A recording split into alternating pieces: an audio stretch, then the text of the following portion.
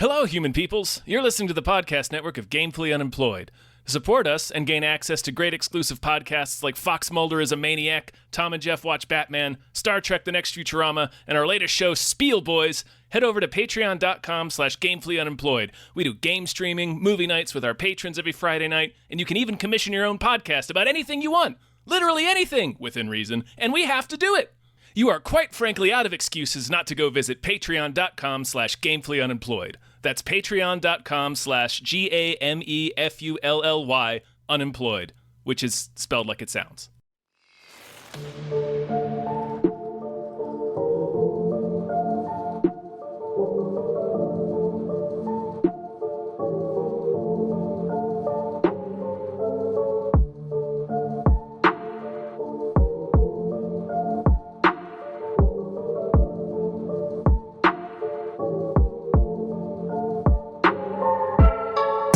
Welcome to Screamplay, a show about spooky video games.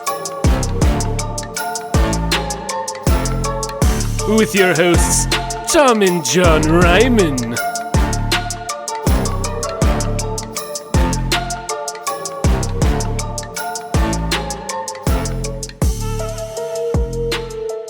Bothering me on my day off. It's not your day off when we have a screenplay. Yes, hi, hello, everyone, hello. A podcast about horror video games. About horror video games? Horror video games. Horror is like such a weird word to say if you ever like think it of is. Horror. It sounds like you're saying horror, but I like the Alex Jones horror. Oh, that's right, yeah. Human fish hybrids with human horror in their eyes. But yes, we talk about horror video games. My name is John Ryman. My name's Tom Ryman. And guys, thank you so much. Yeah, thank you. For listening. Like I said, we are talking about horror video games and just our love for them. And we got a good one today. Not a brand new game, but kind of brand new in a way. This specific iteration is, yeah. This specific iteration is. But we are dipping our toes into the Resident Evil franchise. And we are getting into Resident Evil 4 Remake. The 2023 Resident Evil 4 Remake that's been ripping up the charts, breaking records, I assume. It's getting 10s across the board, selling all kinds of copies. We kind of had to cover this game. It's Resident Evil 4. It's like one of the biggest entries in the series. Super anticipated remake. It's finally out. We've both played it. So that Tom we can talk just finished today. to you today. Yes, so I finished it hours ago. He's fresh off. I got the new game smell on me still. Right. To be clear, new game smell is the smell of my basketball shorts that I haven't washed in the 20 hours since I sat down to play the game. Listen, you got to commit. That's a smell. You got to commit. Yeah. That's a hard smell. That's some Alex Jones horror. Basketball shorts with human horror in its pants. Listen. We've taken a boat out to the middle of a lake. We're searching around for a fish because some weird guy in a purple hood wants us to find this fish for him. So he'll give us some stones. We can trade him for tickets and maps and gemstones and chalices. But what about our police escort? Oh, they've been burned to death long ago. Oh, okay. Yeah, but it's okay because now we're taking a relaxing fishing break. It's what they would have wanted us to do. They wouldn't have wanted us to. Seems like an inappropriate time, but all right. Listen, man, those two get guys. Get my rod out. If I learned anything from them in the 20 minutes we spent together, riding in an uncomfortable silence in a car, it's that they would have wanted us to continue on and go fishing and not to be too sad about them. You're right. So while we're waiting here for the fish to bite, why don't you tell me a scary story? Tom, I've got a scary story for you. Well, Resident Evil Remake, of course, is a remake of the popular, I believe it was 2004? 2004 or 5, it was around there. Yeah, game changer that originally came out on the GameCube, Resident Evil 4. Again, that original one was by Shinji Mikami, who came in and just kind of... It was the Resident Evil that kind of redefined what the game was, what it is now, with the over-the-shoulder look. and a lot of the crafting and the merchant system. But you are Leon S. Kennedy, the hero from Resident Evil 2, and in the years in between Raccoon City and now, you became part of the Secret Service and are assigned to the President's daughter, who immediately gets kidnapped. So good job, Leon. And you have tracked her down to the woods of Spain, and you come to find out that she is in the clutches of a cult called Los Illuminados, and they are led by a crazy mad scientist named Osmond Sadler, who has infected them all with prehistoric parasites that make them part of this one collective. Leon has to battle his way through the village, through a castle, and then through a refinery/military base, collecting weaponry and treasures and upgrading said weaponry and treasures, and until he can face off against the big bad, Mr. Osmond Sadler. Like I said, it's redefined a bunch of the gameplay, and really gameplay in survival horror games in particular. But it's widely regarded as being the fan favorite between it and Resident Evil 2. So it finally got a remake, Tom. Mm-hmm. And sure did. You and I just played it, and really, if you are listening to this podcast, if you've played video games, you know the story of Resident Evil 4. And this is basically just a reimagining of that original game. Very, very, that's a spine-tingling story. Thank you for sharing. I know. I think being brief and succinct and just getting straight to the point would be spine-tingliers. It does end with a thrilling jet ski chase after you take out Osmond Sadler. It does. Which I felt like this time it felt like less of a pain. Like it felt like a pain in the ass in my memory in the last time that I played. Anyway, we're gonna row our little boat to the back to the shore because we caught the fish. And now we're gonna take the fish up the hill to Vincent Price's house on Spookaboo Manor. Now I invite you to step inside Spookaboo Manor. Yeah, so wipe your goddamn feet. Now, this is the section... I just didn't wear shoes. Oh. I don't think some of the people in this game are wearing shoes, so that's fine. But this is the section where we talk about the horror of the video game. And, this is from the series that's kind of the granddaddy of horror, Tom. Mm-hmm. And I just didn't think it was that scary. The original's not that scary, though. I was going to say, how does that square with your feelings about the 2005 version, the original version of Resident Evil 4? Well, that's Resident Evil 4 is my favorite Resident Evil game out of this entire series. Okay. And mine is 2. It's Resident Evil 2, not mine is as well. Mine is Resident Evil 2. Okay. And the fandom is pretty split down the middle. That's usually what I see. That's usually what I see when people name their favorite Resident Evil game. It's one of those two, for sure. Right. I preferred this one just because I liked the gameplay better, and it was prettier than the original Resident Evil 2. Of course, Resident Evil 2 remake fixed that. But there was something about the original game that.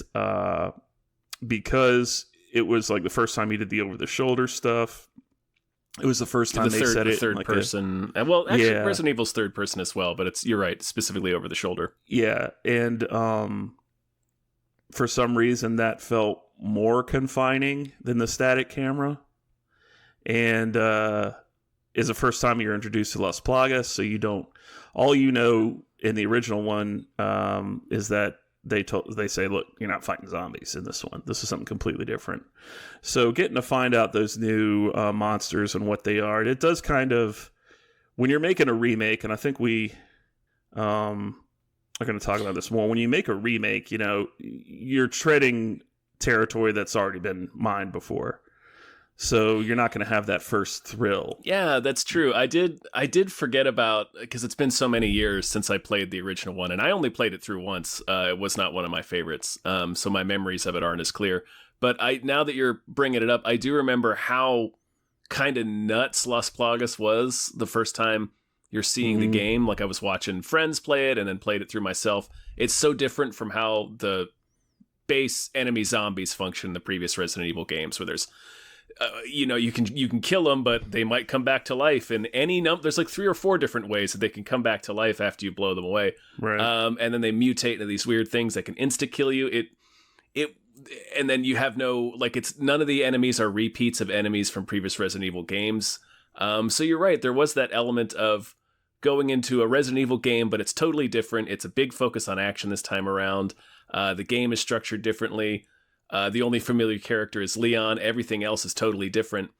So you're right, this remake does lose some of that element that I had forgotten about, where it was surprising and kind of tense, and Right. it added to the fear factor of the game, not knowing what enemies could be coming. And then every time one of the Las Plagas, you pop one of them in the head, and then their head explodes into a different weird new mutation that you haven't seen yet. Right. So even when you gotta be really careful with headshots because they knew you were used to it.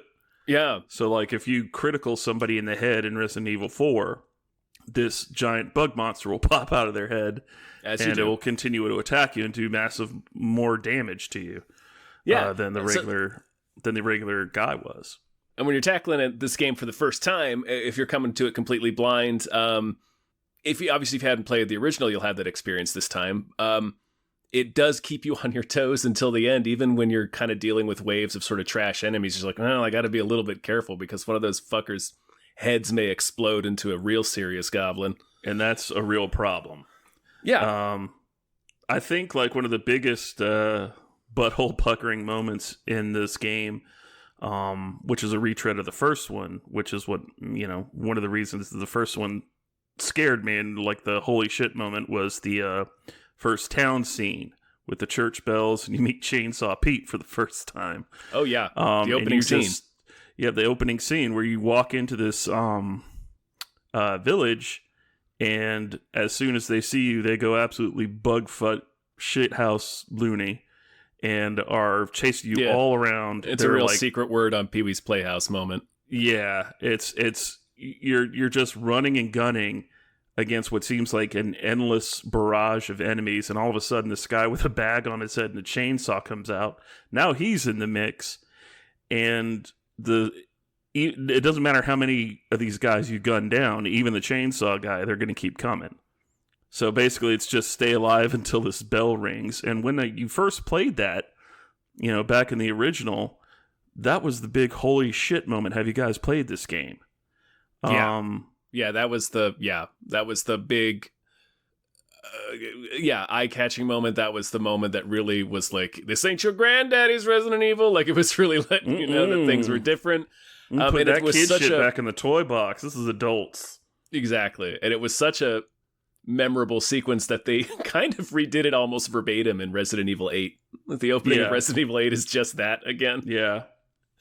It still is maybe as bracing, but not as... I think it is because even though memorable. The second time around you understand that it's kind of on a timer-based system or a location-based, as location in terms of how far you get to a certain point in the level.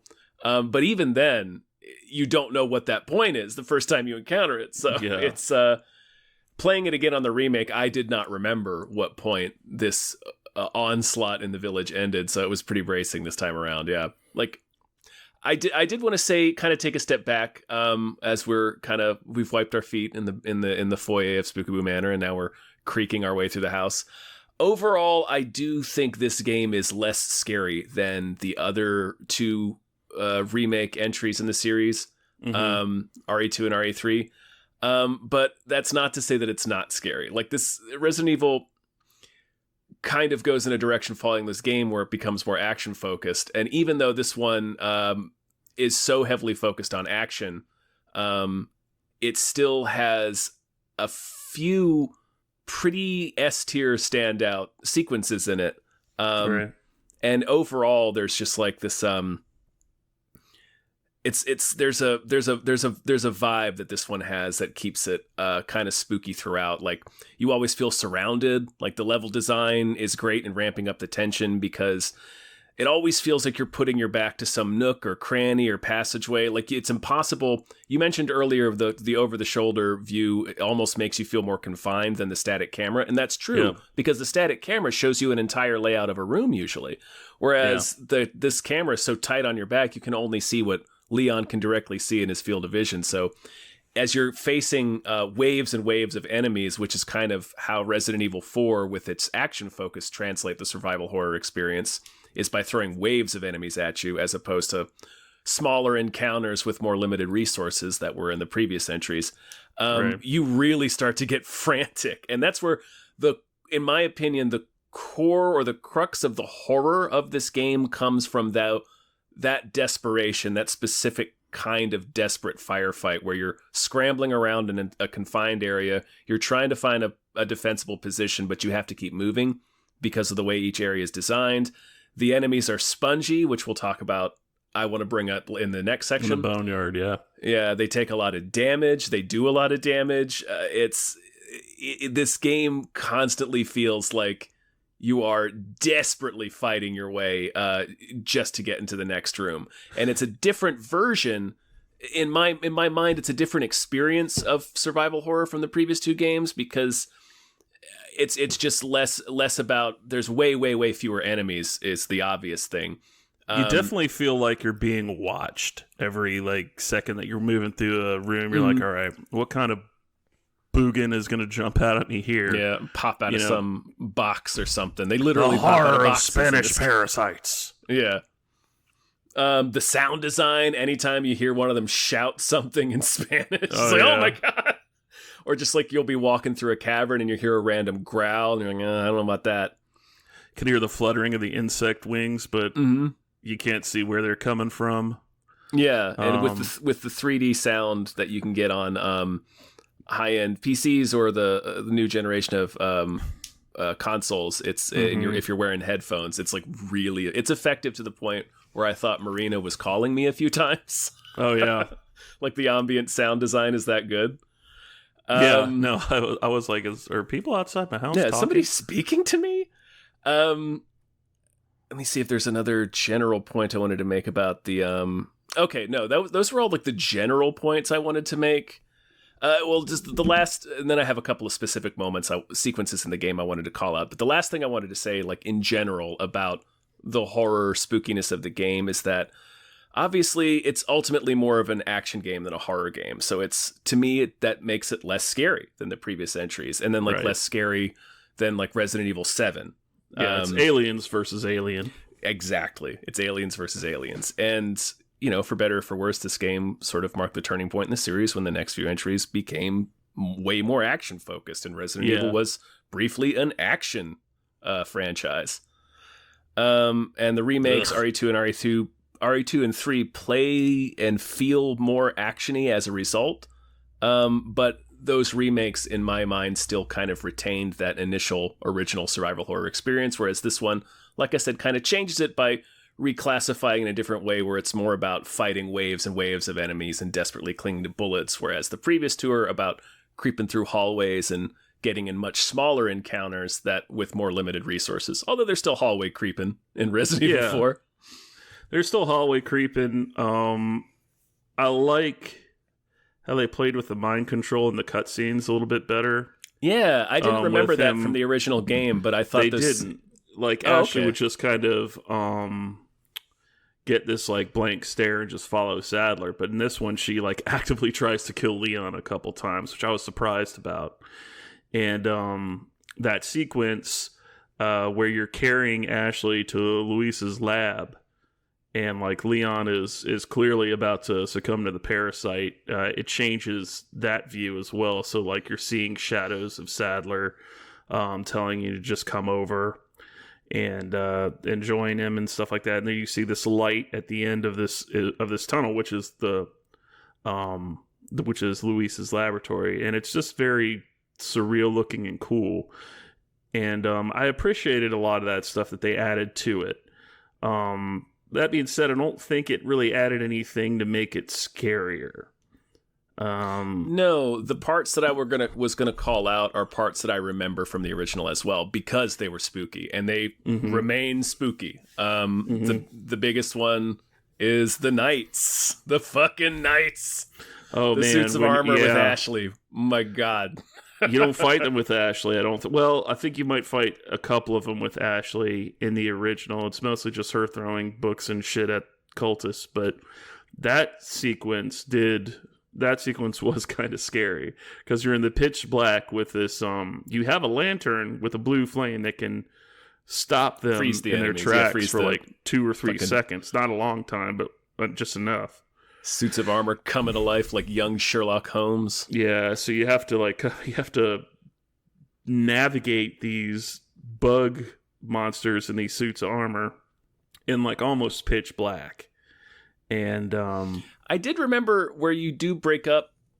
You go separate paths from Leon, and you take control of Ashley, and there is hallway sequences in the dark where you have to contend with these dudes. But I think, yeah, but it's mostly, I think that's only in like one room, whereas in this one it's like a constant, like, because she's like also dealing with cultists that are chasing her in the original.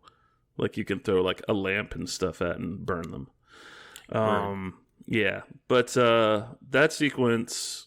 This fucking the Resident climbing Evil... around a spooky ass library with these metal men clanging around. Like, here's another sequence where the sound design, it's so unnerving. There's this loud grating noise of these suits of armors clanging around. It sucks. It sucks bad. And the game really shows off the RE engine. Oh yeah, a lot. Yeah. Which, this game looks great. It looks fantastic. Like you said, the sound design's great. Especially the castle portion.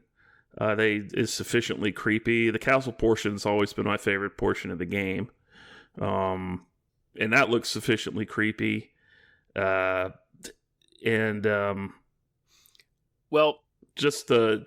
there weren't a lot of updates to the monster designs, but there were just enough, and they looked really good. Yeah. So I think so. I mean, we're not really talking too much about the graphics specific. I thought some of the NPCs looked a little janky, but in general, the game looks really good. Another specific sequence I wanted to call out, obviously the fucking blind dudes with the Wolverine claws in the castle, where you have to shoot the bells to attract them. Those parts are bracing. They were bracing in 2005. They remain bracing today. Yeah, they hear a mouse fart across the castle. They really do, man. It took me a minute to figure out. It's like, well, I could just bait these guys into killing the rest of the cultists in this room. But like, you have to duck and crouch and just try not to run, even though you have these like big, scary motherfuckers like hawking you down, running you straight down your face, and you're like, I still have to creep, because the second I start running, it's going to be like running away from a dog. They're just going to chase me down and kill me. And one of those, toward the end of that encounter, I panicked and just littered the room with hand grenades like Johnny Appleseed. That's what you do. Did Johnny Appleseed throw grenades? Well, were his life-giving apple seeds hand grenades, then the analogy becomes appropriate. Hand grenades of life. Exploding indeed. Life. Well, all over the face of America. The trees explode up through the ground. Yep. And the last... this is less of a specific sequence, although you do encounter them in 3 or 4 specific sequences. Nothing gives me more anxiety in these games than regenerating enemies, and the fucking worm sack, little translucent booger man that flops his way out of the trash at you and just regenerates no matter. Yeah. Those parts always that gets a certain amount of panic out of me. It's that feeling of being chased, like in Dead Space, or like in the previous 2 Resident Evils, where you're getting chased by the Tyrant or by Mr. X. The only bummer, though, is these ones you can kill them permanently, and they're actually kind of easy to kill permanently. So after the initial fright of encountering one where you're running around this maze-like place trying to get different security clearances encoded into this key card while you're juking and jiving, trying to outrun and outwit this endlessly regenerating monster, that sequence is bracing. But then after that, you get this infrared scope that lets you easily see parasites inside the little regenerator monster. And if you shoot those, he dies instantly. So after like a pretty tense initial encounter, they kind of immediately cut this monster's legs off, as far as I was concerned anyway. Because he's just sort of annoying after that. He's not scary. Yeah. He's annoying unless you don't have any like rifle or submachine gun parts that, where the biosensor scope attaches to. I will say he does that goofy ass Las Plagas thing where he's like, surprise, and turns into a new guy sometimes, where he gets all spiky. Yeah, and then you have to hit him in the head. Yeah, so that was the first time that happened. I was like, whoa, what the fuck? He's like, give me a hug, and staples you to his body. Yep, he's just mama's little spiky boy. And of course, upping the tension's a mechanic I don't like that we're probably going to talk more about in the Boneyard, but the escort. And keeping your eye on Ashley. It's not as... There's like 2 times where they have you run across... Ashley has to hold something open for you and you go into a different location, and then she gets grabbed by people. And those kind of gave me little heart murmurs. Yeah.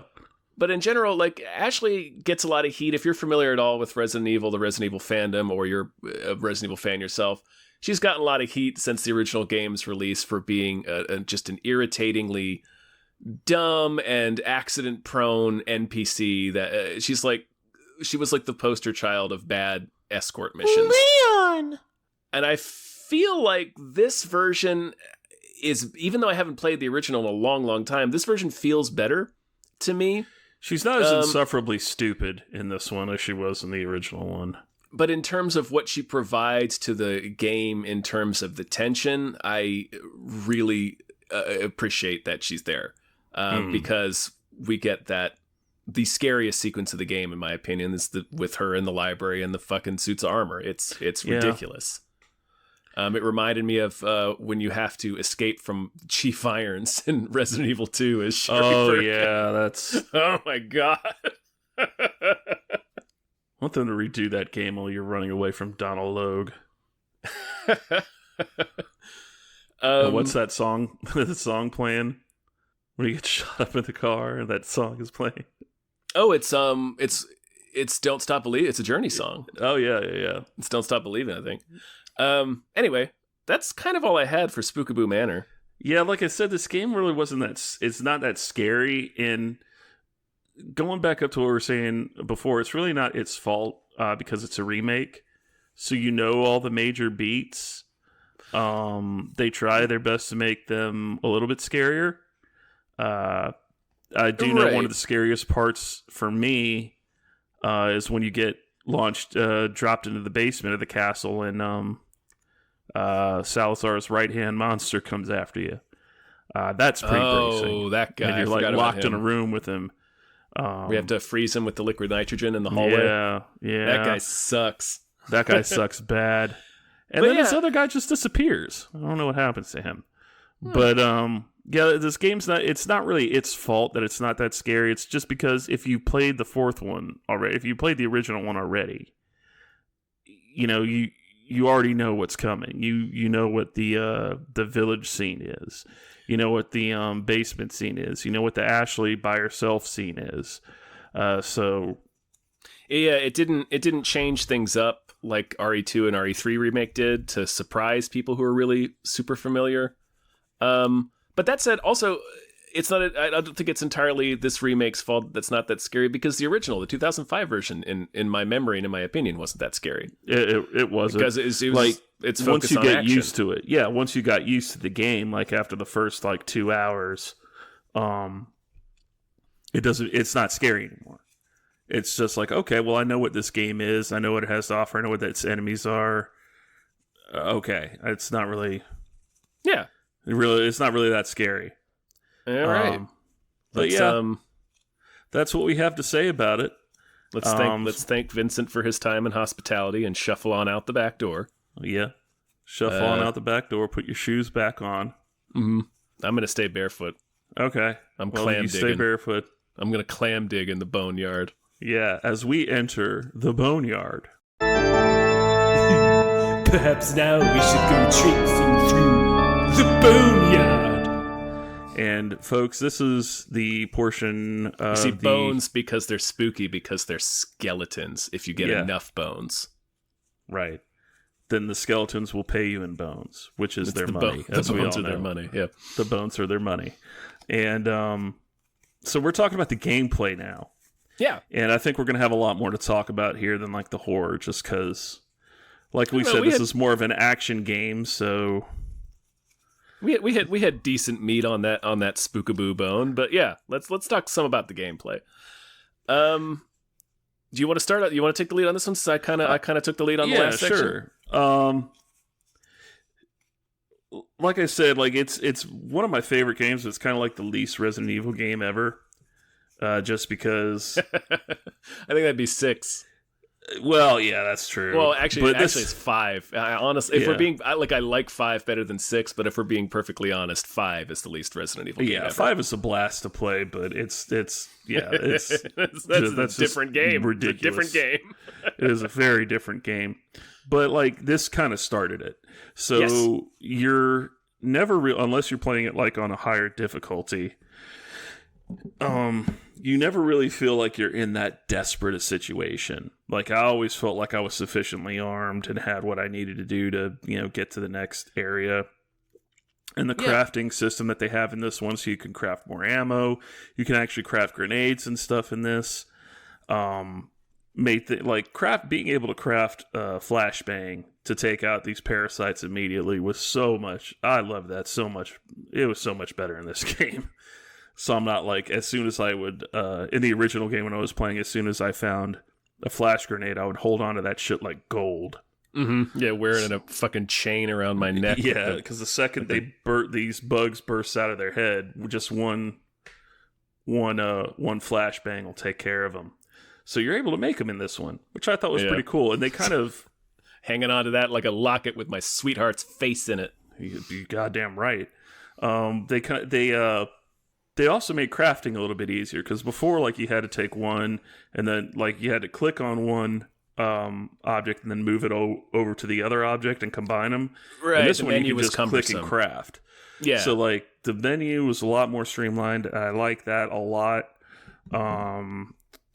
And let's see what else. Oh yeah, the knife. God, the knife was just so much better in this.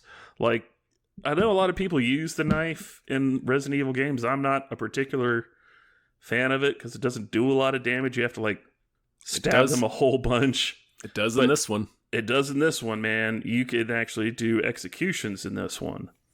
And was the parrying system in the original 2005 version? It was not. The parrying system is dope in this. You actually get into a full-on knife fight with Krauser, which I thought was one of the coolest fights and also one of the most frustrating on higher levels. But it is one of the coolest fights in the game. But you can actually, parry hits with your knife. Even thrown axes and stuff. Like any melee hit, you can parry by tapping the ready knife button at the right moment, and it like Devil May Cry, it interrupts it, and you get in there with a free melee attack, and they'll fall down on the ground, and you can usually fuck them up thereafter. Yep. It's cool. I really liked the knives in this game. And you can level up the knives as well. So like you can level up their durability, you can upgrade their durability, you can upgrade their damage just like any other weapon in the game. It breaks though, which kind of sucks, but you can always like find boot knives, and other knives in the area before you can get to a merchant to repair it, of course. Yeah, you can repair your main knives. I did like that you could pick up like little shit knives in the field to just use just in case your knife meter runs out before you get to the merchant again. And you can get Krauser's knife, which is even cooler. You do, and that actually something I'd like to talk about is the weapons in this game are super, super cool. And one thing I like about it is there's multiple different types of weapon for each class. Like there's several handguns, there's a couple of rifles, there's a couple of shotguns, there's 2 knives, et cetera, et cetera.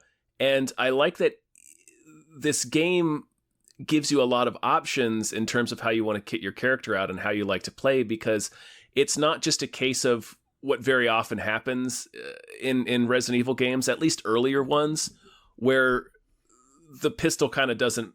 Each subsequent gun within the same category of gun is just a more powerful version. So like you have no reason to hang on to your earlier pistol because the pistol you find later in the game is stronger in every possible way.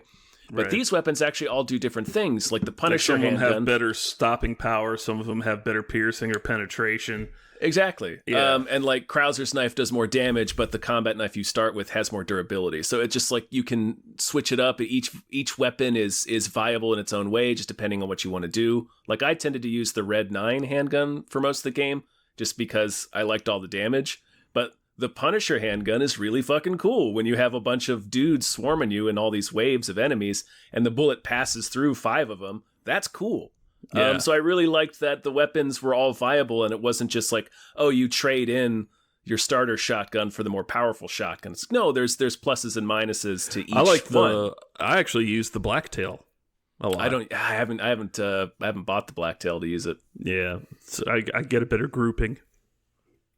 That's fair. Yeah, It's the accurate. the thing that sucks about the Red 9 until you buy the stock later is it's super inaccurate. It is Yeah. hard to hit things with that gun. Yeah, I like more precision over power. So I mean, like man. I like the blacktail, but that's a good part of the game. Yeah, it's how you want to play it. Yeah, it's however you want to play it. I don't use the assault rifles at all. I didn't Shotgun, handgun, the Stingray rifle. Yeah. And the Magnum. Yeah, I didn't buy the TMP. I did find the other SMG that you can find in the lab with the regenerator guy. Yeah. But yeah, just to kind of piggyback onto what you were talking about, like the quality of life improvements overall. Like this game is fun as hell to play from a control perspective. Like the original 2005 Resident Evil 4 was as tight as it could be back then by sort of breaking out of the tank style controls of the previous games and then kind of coming up with this whole new over the shoulder system that was still kind of felt like Resident Evil. But obviously that's very dated. So this one takes the Resident Evil system, Resident Evil 4 system, and just, polishes it up with plenty of quality of life stuff. Like the menus are much less cumbersome. The parrying system, the timing is real tight. And I guarantee they probably wanted to do that in the original game, but they just didn't have for sure what they needed to be able to pull that off. And now that they do, they were able to put it in, and it just makes the melee stuff way more viable. Where in the fourth one, to me, it just looked cool, but really wasn't a viable way of fighting people. Right, and now it is, and that's cool. And yeah, it's dope as shit. Despite like I had mentioned in the previous section, the game really focuses on these frantic, desperate firefights where you're mowing through waves of enemies and constantly having to stick and move. I never got tripped up by the controls. Like it never felt that I was fighting the game. Did you find like a quick turn button? Because I never figured it out. Oh, you hit away and the sprint button. Oh, yep. Yeah, it's the same thing it was in previous games, but yeah, you just hit the opposite direction on the sprint button. okay. Like every interaction you have with Ashley is mapped to a single button, which I thought was really cool. Yeah. Just tell her to back off and follow. She doesn't have a life bar now. It's just kind of, she'll get downed and then you have to get to her and heal her before she gets hit again. But it felt like the quality of life stuff extended to Ashley and how the escort missions sort of function in this game. So it felt like way less of the albatross that I remembered it being in the original game. They didn't give me enough dumpsters to throw her in. Because in the first game, in the original game, you would have like dumpsters or lockers or something in these areas that you could tell her to hide in. They're like, okay, we understand that you don't like this, so just tell her to hide in the dumpster and then kill all these people. And there are only a few areas. I think there are only like 2 or 3 areas in this one where you can do that. I only spotted 2. Like I had forgotten about that mechanic. So when I found one of the lockers, I didn't understand what it was for at first. Yeah. It's like, just tell I was like, I can cram Ashley in here and tell her to be quiet. Yeah. Which is what I like in the original game. That was what I was doing all the time. I was just like, let's just throw her ass in the dumpster. It's where she belongs anyway. The treasure hunting system is still fun as shit. Like they actually made it better. Yeah, I think with like the spinels that you would get, they were just like all right, well, you can like trade this in for like some like $5 or something like that. They were never worth that much, but in this one, you like collect them and can trade them in for like upgrades or treasure maps or other treasures that you can sell for more money.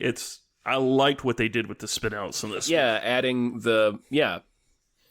just to finish my thought on the treasure hunting system, they've kept it for all the subsequent games, or at least they did for Village. I can't remember if it's in 7. It's in 5, it's in 6, it's in 7. No, it's not in 7. It's not in 6. They did the weird, like, you pick up like the little game pieces for XP for your character. They did it differently in 6 in a weird janky I've way. only played 6 once, so I don't really remember. But they brought it back for 8. The Spinel stuff is related to the challenge system in the game, which I don't remember if it was in the 2005 version. It wasn't. Well, it was, and it not no this. I remember way. the blue medallions being there, but and he would give you like a new gun or something. Right. But this one gives you specific little side quests, like shoot all the blue medallions, or shoot all the rats, or go kill this specific find me guy. this fish. Yeah, go kill this big enemy. So you can do little side quests for the merchant to get these little Spinel gems that aren't worth money, but like John was saying, that he has this whole separate shop now that's full of specific items. Like that's the only way you can get the Punisher handgun, is it's in there. Yeah. And other like there's a couple of attaché case upgrades you can get in there. Some standard stuff like resources and the attaché cases all do something different too, depending on what color you get. It depends on like there's a red one that gets more red. Or there's one that gets red herbs and one that gets like more gunpowder. And you also have he has a shooting gallery, which was from the original one as well. But in this one, you can get like little dangle bits. You get little keychains you put on your attaché put case. Put a little keychain on there, and you get like extra health when you use a health thing or something. Yeah, each one gives you a buff, like I have a blue Leon one that's like knife repairs are 30% less, and you can have 3 on your attaché case at any time. So it's like just an additional level of being able to customize the game you want to play it. I think the Ada one I had stuff. is like sometimes you'll get 15% or like more ammo when you make a handgun ammo. Like sometimes instead of getting 10, you'll get 15. But yeah, I mean, like they made some quality of life things like that were really, really fun additions to the game. And it made it a lot of fun to play. Yeah, so they took one of the best Resident Evil games and just gave it a 2023 overhaul and tune up in terms of control and gameplay. Yeah. Not just facelift, it's under the hood for this stuff. Yeah. Some of it, yeah. Well, all the stuff we're talking about in the boneyard. Oh yeah. As I'm squishing my toes in the mud looking for clams and clam bones. Yeah, Vincent wants you to leave some bones. Last time he didn't have enough to make soup. Yeah, that's fine. But he'll just make more. He'll just make more skeletons. There's some college students coming over to paint the house. Tell them to wait outside. I'm gonna go into some stuff that are we finished talking about the positives? Yes, I am done talking about the positives. There are a couple of negatives. There are a couple negatives. We're in the boneyard. It's appropriate to talk about bones that I have to pick with this game. There's not many, but there's a few, and they're big. They're big old bones, like a big old troll skull sitting on a dinner table. The menu of this has this like really pretty like forest that looks like it came out of like Resident Evil 8. And Resident Evil 8 had such like a beautiful backdrop to it. Like the scenery just looks great. The snowy mountains and shit. The snowy mountains and shit, the forest, the very fairy tale looking. And that's kind of what I was wanting to see out of the forest and the castle in this one. And it's not, it really isn't. It's still a very ugly backdrop. I mean, it was like kind of a barren forest and then this rotting castle. And then just basically like a refinery / military base. Like I was really hoping that part of the facelift they gave it would be, oh, look at this beautiful forest, like that's in the start menu. You know, it's like got a little bit of light coming through the trees, like a lot of mist and stuff. And I was like, oh, okay, let's see what this looks like in the game. And it's really just not in there. So yeah, I would have preferred some better. You mean it's not in there? It doesn't. Scenery. The scenery doesn't look as good as you think it should. Is that what you're? Yeah, that's kind of because it's hard to explain. It's like I get what you're saying because I remember in the original everything looking kind of muddy, and it still does. And it's they sort of they play around with it by doing the cool ass lighting stuff they can do with the RE engine and making it most of it at night. But it's the environments are definitely way more detailed. But you're right in terms of there aren't any moments where you're just like you pause and sort of take in the scenery, and they do that a few times in Village. Yeah. But that's not a big hang up for me. That's kind of like a minor gripe. Yeah. The biggest gripe I had with this game is that it felt like they took the first fight in the village, that opening scene, and they wanted to transplant that in like 6 or 7 other scenes. So you're just like fighting wave after wave after wave of dudes. And this game gets very tiring. It does. Because it's get just a little like old. Like you're in there, you kill like 20 guys in one room. And you're like, Jesus, okay. So you get that, grab a couple rounds and then go in the next room, 20 more guys. And it's just kind of like slogging through it at points. Whereas like the original like the Resident Evil 2 remake, and I'm going to stay on track here. The Resident Evil 2 remake, like I had like this, oh wow, this is the new way to play the game. I don't know if I can play the original unless like, just for a novelty, but this is the definitive Resident Evil 2 experience. Yeah, this is the definitive Resident Evil 2 now. And I did not get that feeling from Resident Evil 4. Really? I still think it's the definitive version of the game, but we'll get to my thoughts in a second. Yeah. But so much of it just felt like a slog to me. And when you fought through your like 10th room of like 50 guys, it's just like, okay, I need a break from this. Can we do something like, is there like a puzzle or something I could solve, or maybe like a scary boss fight? And they're like, no, you're going to fight 40 more cultists. They do. And Ashley's going to be screaming for help. Yeah. As I mentioned earlier, that the game sort of translates the survival horror experience into desperate firefights against seemingly endless waves of spongy enemies. Which would be fine, but it doesn't break it up at all. Right. I think it leans on it too much. And I do agree with you on that specifically gets tiring. And for me, it's specifically this game, like any other Resident Evil game and any other survival horror game, in fairness, has a huge difficulty climb in the early part of the game. The first few hours of this game are extremely hard. And, like I said, that's standard for survival horror games.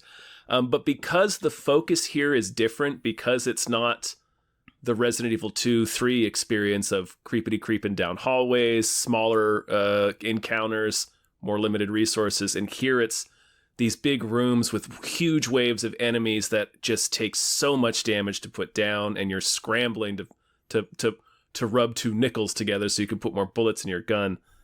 It does become frustrating, and it leaning on this so much trades the tension for frustration in a lot of areas for me, particularly in the early stages of the game where you haven't had the chance to level your gear up enough so that it's a little bit more of an even playing field. And that's the same experience across every single survival horror game. That's the same. It's just here because the focus is different. And the focus is on it being this action game where you're putting down mobs, like huge mobs of these enemies. It undercuts the experience and makes it frustrating a lot of the time, which is a shame. You worded it better than I did. Yeah, that's exactly what it does. It cuts out tension for frustration at times, and like you get killed like the 5th time in that house with Luis, and I was just like, I wonder if anything else is on. You know, Yeah. like I wonder if I could pick up Midnight Suns again. But it's Yeah, not to belabor that same point. I did have another point that I wanted to bring up. Go ahead. The game feels a little dated. Part of it is that design choice with the wave upon wave of stuff. I feel like, and maybe that's just me, maybe I'm just old, but it feels like that the frustrating elements of this game feel like we've moved beyond that design-wise, and realize that that's not like the best. If you want a game to be, that's not the best experience to give players for a game like this. I feel, and I think that design philosophy we've moved away from, so it kind of feels dated a little bit in that way. But the thing that I wanted to point out majorly, the primary way that this 2023 remake of Resident Evil 4 feels dated, is that the original RE4, the 2005 version, is like the best 3D action horror game of its day. Probably of that decade, probably of the following decade. And every single game in this genre, or even in adjacent genres, just like third-person action games that do like the over-the-shoulder thing and that aren't specifically horror, all of them have copied at least some element of Resident Evil 4. Yep. So even though this game is still the same, well, not the exact same, but it's still the same like AAA level experience that it was in 2005, it still feels cutting edge. It's smooth as butter to play. All the quality of life updates that we talked about, like it controls like a dream, like it's a fun as hell game to play, but it doesn't have the same impact because I've spent the past 20 years playing Resident Evil 4 over and over again, so to speak, because I've been playing all the games that have cloned it or that are iterative of it during those years. So it's not as, just to finish the thought out. Oh, sorry. It's not as transformative a remake as RE2 or RE3 was, particularly RE2, because it didn't, like we were talking about, it didn't really take any section of the game and turn it on its head or do anything to surprise you with its scares or update and reimagine the game in a way that made it feel more as transformative as those other two remakes were. So it really did kind of just feel like playing the same game from 2005 with a facelift. Exactly. That's what I wanted to say, is that it didn't fundamentally change anything within the game's DNA, like Resident Evil 2 Remake did with Resident Evil 2. It was the one, even though Resident Evil 4 is my favorite one, I was not as enthused as everybody else when they were remaking it. I was like, they're remaking it? Why? I mean, everybody else like follows the same formula anyway. It's just going to be another Resident Evil game, and we've already played this one. It's better looking, and it has better gameplay, but it's still there's nothing different about it. Really. It's really nothing different about it. So to me, it made no sense to remake this game from a standpoint as like, we can do this better. It's like, well, you really can't. From a creative standpoint, because I can tell you why it made sense to remake. I know why it did, but like from a creative standpoint, it doesn't. It's just like, well, we're not really. Well, yeah, we're adding a few things, like the treasure system and better combat. The knife system is really good, and we're giving it a facelift. But they didn't do anything to make me say, wow, I didn't think they could ever do this with Resident Evil 4, because they've already. Like everything they did in Resident Evil 2 Remake, Resident Evil 3 Remake, they already did in Resident Evil 4, the original one. So it's just like, right? It just didn't have that fundamental change in its DNA that I was looking for, like Resident Evil 2 had. Remake. Yeah, maybe it didn't have as much room to be as transformative or as to add in new ideas, but. There's something really, because it's like a what is it, like a 13-hour game? Yeah, man, my playthrough this time took me 20 hours. Is another detriment to it. It's way too long, but I think so. That was a complaint about the original one I had as well. Because once you get to the military base, you're just kind of like, all right. Something I wanted to talk about. When you mentioned that it doesn't make creative sense to remake a game like this, like I push back on that a little bit, because I mentioned earlier that I do think this is the definitive version of Resident Evil 4, And I think Blasphemy. that because if I had the choice to play this one or the 2005 one, I want to play this one because it's got the quality of life stuff. It controls like a 2023 game. It's just the stuff of it that is not dated has evolved to the point where it's just a better experience for me to play it. And so related to that idea, I think there is a creative reason to do these remakes of video games. I feel like remaking a video game is a little bit more valid than, actually a lot more valid than remaking a movie, for example, because like gameplay and graphics and controls and stuff like that change so dramatically. So like Resident Evil 4, the 2005 version, is known as being one of the best games of all time. But if you sat down somebody who was born, in 2010 to play the 2005 original, they'll probably be playing and be like, this kind of sucks. It's kind of janky. It feels dated. I don't get what the big fuss is about. But so doing these remakes like with this one or with like Final Fantasy VII, which is another one that's renowned as being one of the best games of all time, but if you didn't play it when it originally came out and you try to play the original version, it's impossible. It's just It's ugly, it's dated, it's but you play that remake and it's incredible. So I think that's the creative reason to do remakes like this it's sort of like preservation.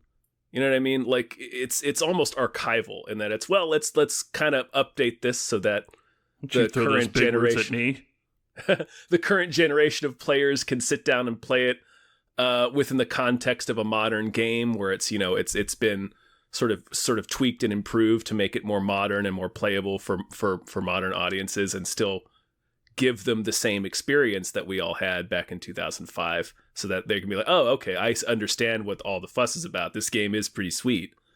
So yeah, those are my thoughts on this game. I'm out of thoughts. I would disagree with you on that. I'm out of I bones. would much rather go back. I would much rather go back and play the original. Really? Yeah. Well, not much rather. I mean, like if given my druthers, the original just and part of it might be nostalgia, but I still think the original looks really good. I think it plays like, yeah, the controls are still kind of a little janky, but I think it plays really well. And I like the corniness to it, which was a little bit lacking. Salazar's not as corny in this one as he was in the original. Right.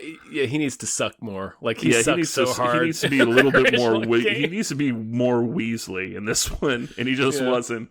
More of a twerp. He needed to be more of a worm. But yeah, I don't know. I think I'd still go back and like if given the option, you can play one of these too. I might still go back and play the original.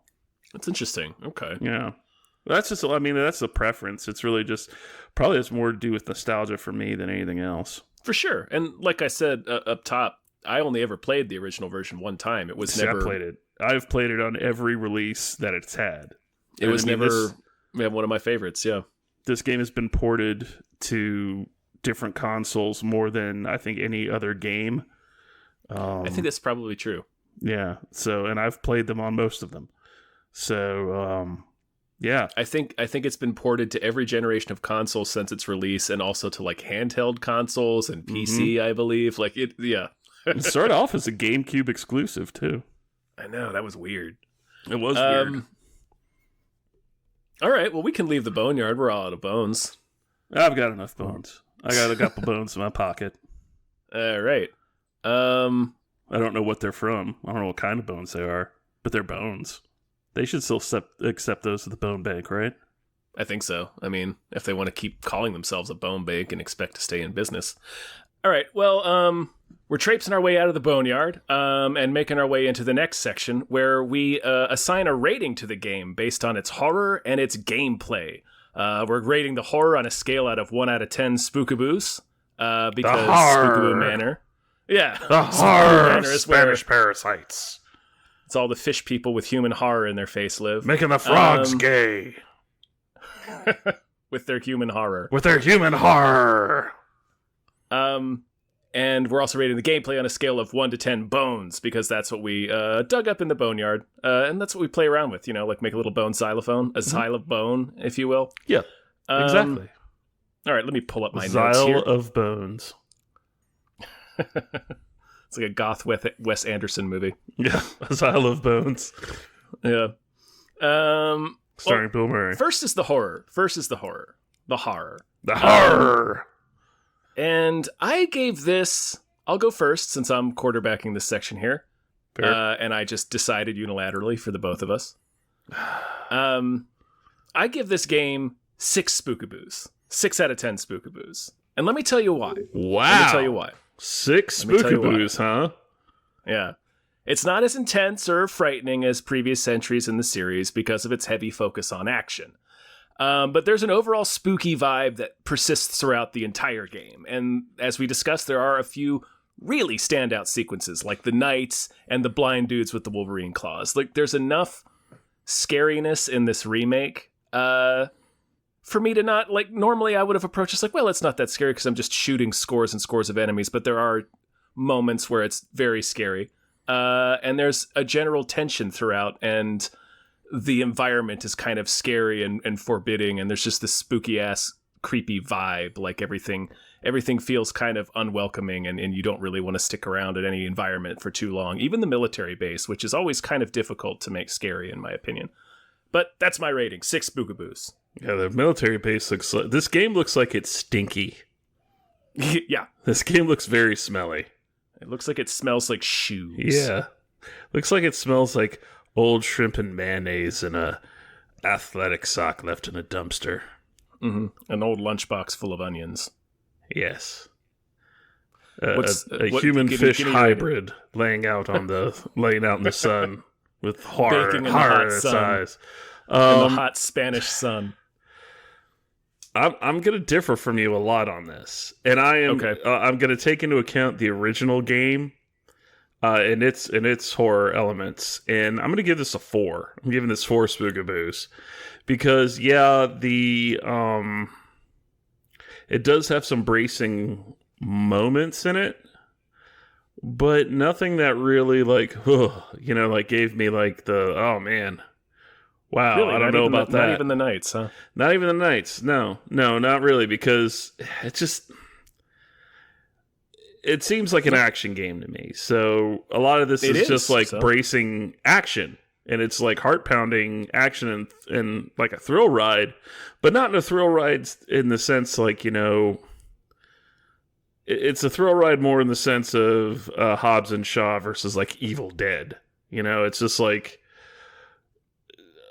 oh, holy shit, I can't believe I just like detonated that entire room of dudes, after I thought I was about to die, and then they all just exploded, that kind of thing. That's a great feeling. Yeah, where you're just like, whoo! Man, I was about to die, and then I shot that knight in his face. Yeah, I was about to die, and that guy just exploded.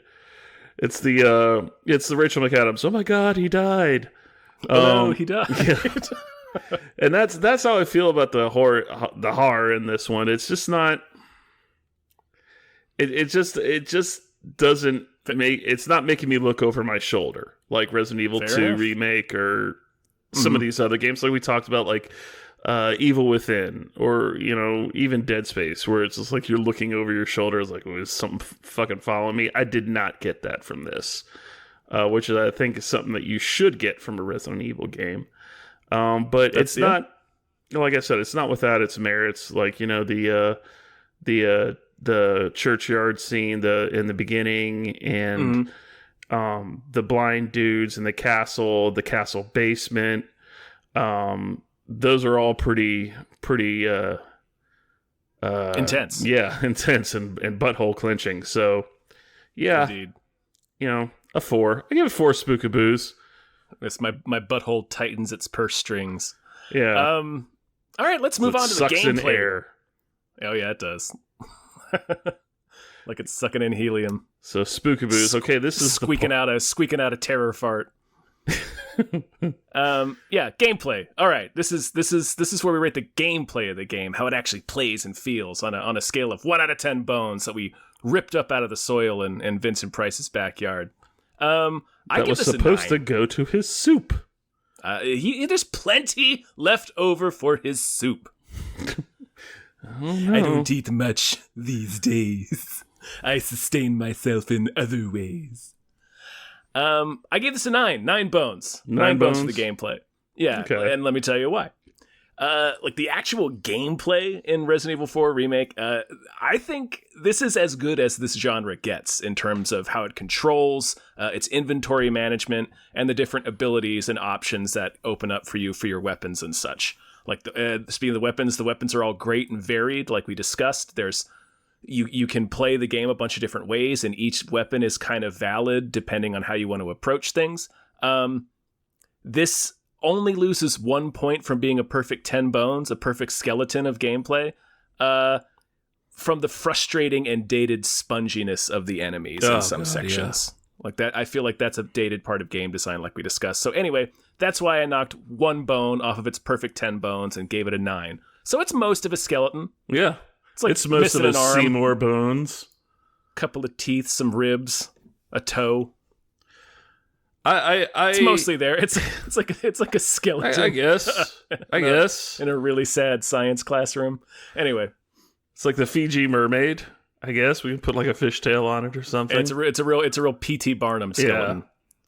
Yeah. I am also going to give it 9 bones because everything you just said. Yeah. Oh, yeah. I'm also going to give it 9 bones because, man, this gameplay is great, and it's It might seem like Leon moves a little slow with his aiming, but they kind of balance it with the reaction time of the enemies. So, like, if you think, like, I'm not going to get my gun up in time to pop this guy twice in the chest, it's like, no, you will. And it's going to be close, but you will. Yeah, you got to. Well, you're always close in this game because they're just throwing enemies at you. But no, what they are having you do in this game, and just the improved gameplay on it, especially that knife, is just so much fun now. What they really incorporated cool with the melee in this game, that that did kind of put it over a little bit as over the original, just with like the melee stuff and the treasure hunt and everything. So yeah, 9 bones for me. 1 Seymour bones sounds pinky toe. So he's walking all crooked. So yeah, he's walking like Kaiser Sose. Yeah. He's got his sea legs. He's walking like a sailor. Yeah. So yeah. 9 bones. 9 bones. Very, very fun game. All right, our final section. We've arrived. We've gunned the engine on our jet ski and splashed our way to our final section. We've rejected the advances of the president's daughter. Wisely so. Wisely so, because Leon's not a creep. Now, Chris Redfield, he'd have taken her up on it. I don't put that evil on Chris just because he's a big meathead.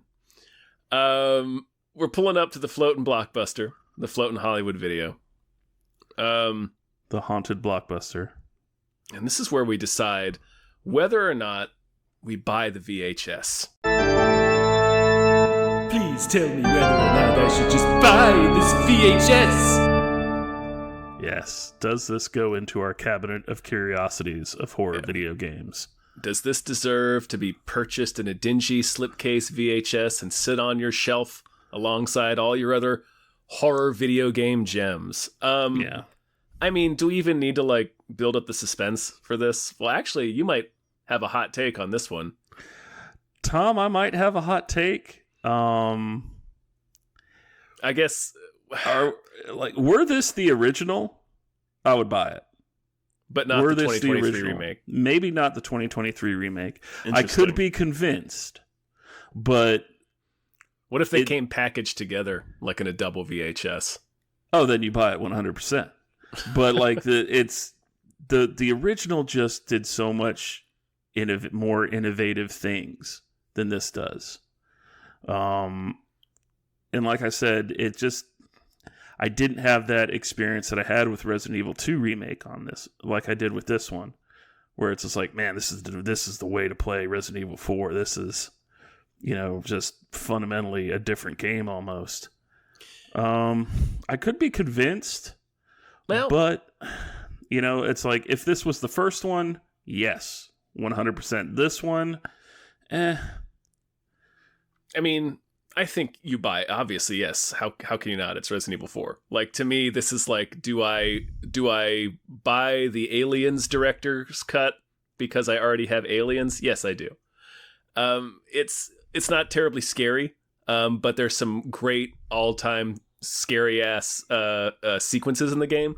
And it's just probably the most fun, or at least the crispest, like the best designed in terms of control and gameplay action horror game there is. Right.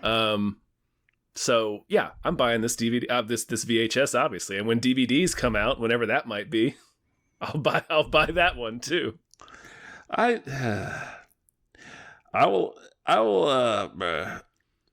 on the condition that it's on a combined Laserdisc.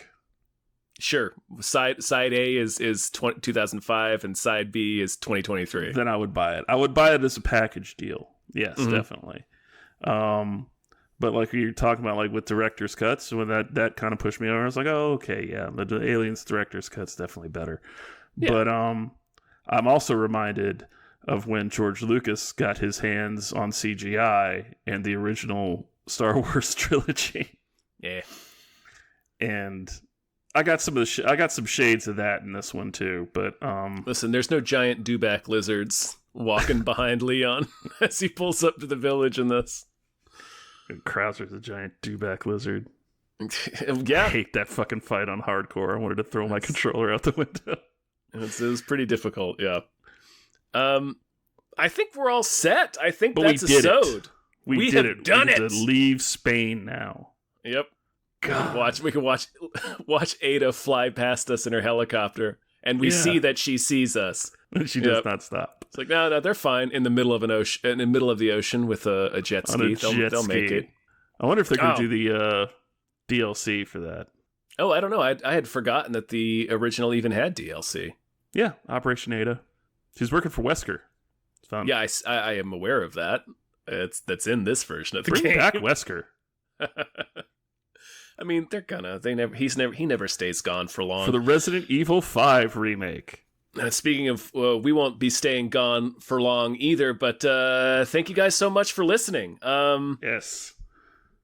John, you want to tell them some stuff? What do you want to tell people? Well, thank you guys so much for listening. Make sure you... I just said that! Make sure you subscribe to the Gamefully Unemployed network. You can get to them. Well, I'll let you do the Patreon stuff, but you can find me at Johnny Rhymes on Twitter and at Hive. I'm easier to get a hold of on Twitter, though. Please shout at us. Let us know what you think. Any ideas for video games? We actually got some cool ones, cool suggestions from people. So, yeah, just follow me on Twitter. All right, and if you're listening to this, this is part of the Gamefully Unemployed Network. We have a Patreon.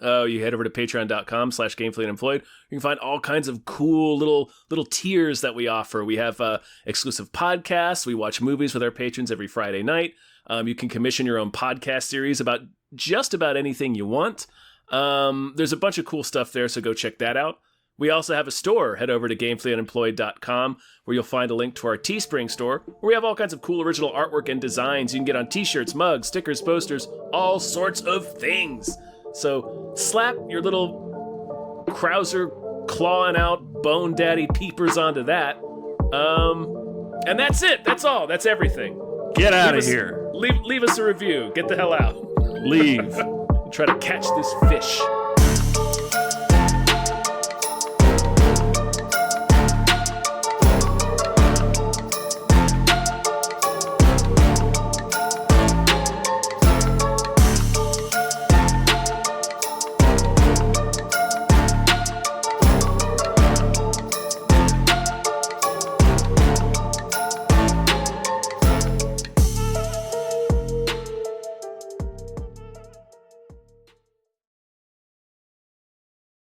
Our episode artwork is provided by Doc Garby.